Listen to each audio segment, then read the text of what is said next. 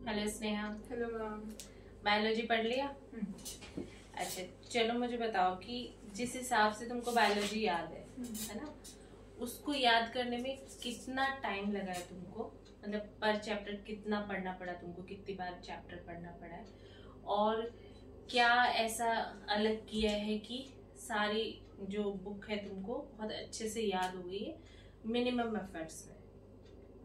सबसे पहले ना, जैसे आप जो पढ़ाती थी तो वो बहुत ध्यान से सुना मैंने, ताकि जो भी कॉन्सेप्चुअल चीजें हैं वो बार बार याद करनी ना पड़े। वो बस याद है कि हाँ इस टॉपिक में मैंने ये पढ़ा था। और उसके बाद जैसे डायग्राम्स का भी हेल्प लिया था। और नोट्स भी, जैसे नोट्स आपने बनाए थे वो भी बहुत ज्यादा हेल्पफुल थे। तो और फिर उनको मल्टीपल टाइम रिवाइज किया है ना। और रिवीजन का फ्रीक्वेंसी क्या रखा तुमने? जैसे चैप्टर पढ़ लिया है ना, तो कितने टाइम बाद उसको रिवाइज किया, या रेगुलर इंटरवल्स पे रखा है इसको? रेगुलर पे रखा है ना। देखो, यहाँ वो क्या कहना चाह रही है कि अगर हमने मेमोरी को एनहेंस करना है तो हमारे पास टेक्निक सही होनी चाहिए। पहली बात, जब हम लेक्चर सुन रहे हैं, चाहे हम कोचिंग में सुन रहे हैं, चाहे हम सेल्फ स्टडी कर रहे हैं, चाहे हम ऑनलाइन क्लास में ले रहे हैं, हमने बहुत ध्यान से उस लेक्चर को सुनना है ताकि उसका रजिस्ट्रेशन हमारे दिमाग में सही हो। उसके बाद में हमने डायग्राम्स की हेल्प लेनी, डायग्राम को ऑब्जर्व करना है, एनसीईआरटी को रीड करना है। और जब चैप्टर हमको एक बार समझ में आ जाता है, उसके बाद में हमने बहुत लंबा गैप उसके अंदर नहीं देना है ना। हमने 4 से 5 दिन में उस चैप्टर को दोबारा पलट लेना है। जैसे कि हमने 6 से 7 दिन से ज्यादा कभी किसी चैप्टर को छोड़ा नहीं है, हमने उसको रिव्यू कर लिया है दोबारा। चलता ही रहता है रिवीजन का एक टाइम अलॉट है हमारे टाइम टेबल के अंदर कि सुबह हम 2 घंटे या 3 घंटे रिवीजन करेंगे, या कभी हम उसको शाम को भी शिफ्ट कर देते हैं। यानी रिवीजन चलता ही रहता है, तो वो दिमाग में कभी ऐसा लोड नहीं होता कि यार मैं भूल गई होगी। ऐसे तो कभी नहीं आया तैयारी के दौरान कि मैंने कुछ पढ़ा और मैं कुछ भूल गई होगी। ऐसी आप नौबत ही मत आने दो कि आप कुछ पढ़ो और आप उसको भूल जाओ। साइंटिफिक तरीका ये है कि आप उसको 6 से 7 दिन के अंदर आपने देखना ही है जो आपने पढ़ा है। आप अपना शेड्यूल इस हिसाब से बनाइए, ठीक है। आज हम लोग चैप्टर कौन सा ले रहे हैं? माइक्रोब्स। आज हम माइक्रोब्स चैप्टर को पूरा स्नेहा बताएगी और ये आप लोगों के रिवीजन में भी हेल्प करेगा। चलो, तो माइक्रोब्स में हमने देखा था कि माइक्रोब्स जो होते हैं वो मेजर कंपोनेंट होते हैं बायोलॉजिकल सिस्टम में, यानी सबसे ज्यादा जो पाए जाते हैं वो होते हैं माइक्रोब्स। अब माइक्रोब्स जो होते हैं ना, वो वैसे हमें नेकेड आई से नहीं दिखते, पर अगर इनकी कॉलोनी बनाई जाए तो हम उन्हें नेकेड आई से भी देख सकते हैं। ये कॉस्मोपोलिटियंस होते हैं, जैसे कि ये बहुत जगह हमें मिलते हैं, और एक्सट्रीमोफाइल्स होते हैं, यानी कि एक्सट्रीम हैबिटाट्स में भी हमें मिलते हैं, जैसे कि आर्कियोबैक्टीरिया। अब माइक्रोब्स होते हैं ना, वो 5 किंगडम से आते हैं, जैसे कि मोनेरा से यूनिसेलुलर और प्रोकैरियोट्स ऑर्गेनिज्म आ जाते हैं। और जैसे प्रोटिस्टा में यूनिसेलुलर यूकैरियोटिक, फंगाई में ईस्ट आ जाता है जो कि सैक्रोमाइसिस होता है। प्लांट्स में हमारे जो माइक्रोस्कोपिक जो एल्गीज आ गई हैं वो आ जाते हैं। और जो हमारे एनिमल्स वाले होते हैं उसमें कुछ स्टेजेस आती हैं। उसके बाद हमने जैसे देखा था कि अगर एक पेट्री डिश में आप एक बैक्टीरिया डालते हो तो आपको वो नहीं दिखेगा नेकेड आई से, पर अगर आप 8 से 10 घंटे बाद देखते हो तो आपको वो नेकेड आई से दिखेगा, क्योंकि बैक्टीरिया उस टाइम तक अपनी बैक्टीरिया कॉलोनी बना चुका होगा। उसके बाद जैसे हमने देखा था कि कॉलोनीज में बैक्टीरिया की कॉलोनी बहुत अलग अलग फैले होते हैं सब, और जो फंगल की कॉलोनी अगर आप देखोगे तो वो सब एक ही जगह पे एक्यूमुलेटेड रहते हैं। उसके बाद हमने कुछ डायग्राम्स देखे थे, जैसे सबसे पहले था हमारा रॉड शेप का बैसिलस बैक्टीरिया जो कि 1500 टाइम्स तक मैग्नीफाइड था। फिर कोकस शेप का था जो कि स्पेरिकल शेप होता है, वो भी 1500 टाइम्स तक मैग्नीफाइड था। फिर हमारा रॉड शेप यानी कि बैसिलस अलॉन्ग विद फ्लैजिला, वो हमारा 50,000 टाइम्स तक मैग्नीफाइड था। फिर हमने 3 और डायग्राम देखे थे, जिसमें सबसे पहला डायग्राम था हमारा बैक्टीरियोफेज का, जिसमें हेड आता है, कॉलर आता है, टेल आता है, प्लेट, पिंस और स्पॉन्जेस आता है, स्पॉन्जेस। उसके बाद हमने एडिनो वायरस को देखा था जो रेस्पिरेटरी इन्फेक्शन कॉज करता है। और फिर हमने देखा था TMV यानी टोबोइक मोजाइक वायरस, जो कि 1 लाख से 1,50,000 तक मैग्नीफाइड होता है।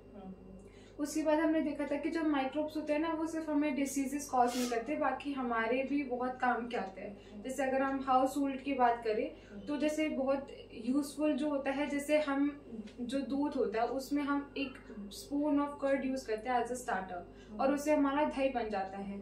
तो उस जो 1 कप हमने जो 1 स्पून जो हमने कर्ड यूज करे एज अ स्टार्टर, उसमें भी thousands of millions of lactic acid bacterias होते हैं, जिनके अंदर और भी मेंबर्स आते हैं जैसे कि लैक्टोबैसिलस जैसे। अब जो हमारा जो मिल्क से कर्ड बना है, अभी पार्शियली डाइजेस्ट हो गया होगा। अभी जो कर्ड बना है इसमें तो B12 की जो कंसेंट्रेशन है वो ज्यादा हो जाती है और it checks disease is causing microbes. उसके बाद जैसे हमने देखा था कि B12 का नाम क्या है? साइनो कोबालेमिन।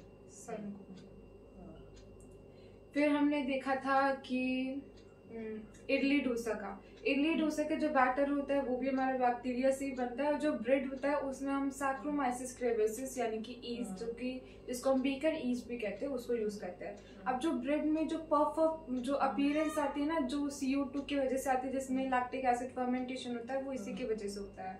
अब उसके बाद फिर हमने जैसे देखा था टॉडी ड्रिंक होती है, वो साउथ की बहुत ज्यादा ट्रेडिशनल ड्रिंक होती है, जो कि पाम की साप से फर्मेंटेशन से बनती है। और जैसे फिश, सोयाबीन और बैम्बू, इन तीनों के फर्मेंटेशन से भी बहुत सारी चीजें बनती है, जैसे टोफू वगैरह। और उसके बाद अगर हम चीज की बात करें तो चीज जो है वो बहुत पुराने ऑब्जेक्ट है, बहुत पुराने समय से आ रहा है। इसके डिफरेंट फ्लेवर्स होते हैं, अरोमा भी बहुत डिफरेंट होते हैं। जैसे स्विस चीज का होता है, वो बड़े बड़े जिसमें होल्स आते हैं, जो CO2 की वजह से होते हैं। वो टॉम एंड जेरी जिसके ऊपर लड़ते रहते हैं, वही वाली वो स्विस चीज। वो प्रोपियोनिस शर्माइनी से बनी हुई है। और जैसे रोकेफर्टी चीज जो है वो हमारी पेनिसिलियम रोकेफर्टी से बनी हुई है। और जो हमारी कैम्बरबर्टी चीज है वो पेनिसिलियम कैम्बरबर्टी से बनी हुई है। उसके बाद फिर हमने देखा था कि उसके बाद हमने चीज के बाद एंटीबायोटिक्स, डिस्टिल्ड प्रोडक्ट्स, बेवरेजेस। तो सबसे पहले हमने बेवरेजेस, इंडस्ट्रियल प्रोसेस में सबसे पहले फर्मेंटर्स आता है, यानी कि अगर आपको एक प्रोडक्ट को बहुत लार्ज क्वांटिटी में बनाना है तो आपको एक लार्ज वेसल भी चाहिए होगा, जिसे हम फर्मेंटर भी कहते हैं। उसके बाद हमारे इंडस्ट्रियल प्रोसेस में सबसे पहले आता है अल्कोहलिक बेवरेजेस, जिसमें विद डिस्टिलेशन से बनता है और विदाउट डिस्टिलेशन से बनता है। विदाउट डिस्टिलेशन से तो हमारे एक तो बियर बनता है और एक वाइन बनता है, और विद डिस्टिलेशन से रम बनता है, ब्रांडी बनता है, वोडका बनता है, विस्की बनता है। उसके बाद हमने देखा था कि जैसे एंटीबायोटिक्स में हमने देखा था अलेक्जेंडर फ्लेमिंग जो थे, उन्होंने सबसे पहले क्या करा था, एक पेट्री डिश लिया था, उसमें स्टेफाइलोकोकस बैक्टीरिया था, उन्होंने ध्यान नहीं दिया था या पहले उसे वॉश नहीं किया था। उसके बाद उन्होंने उसमें पेनिसिलियम नोटेटम यानी कि फंगाई को डाला। फिर उन्होंने देखा कि जहाँ जहाँ फंगाई है ना वहाँ वह बैक्टीरिया नहीं है।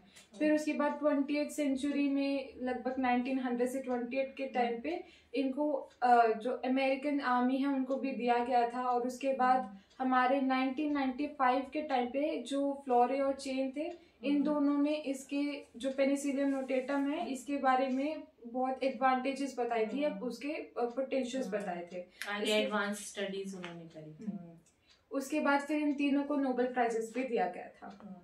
उसके बाद फिर हमने देखा था जैसे ऑर्गेनिक एसिड्स वगैरह, ये एसिड्स जो है जैसे सिट्रिक एसिड होता है वो एस्परजिलस नाइगर से बना होता है, जो कि फंगाई है। और जो जैसे कि हमारे एसिटिक एसिड है वो एसिडोबैक्टर से बना होता है, जो कि बैक्टीरिया है।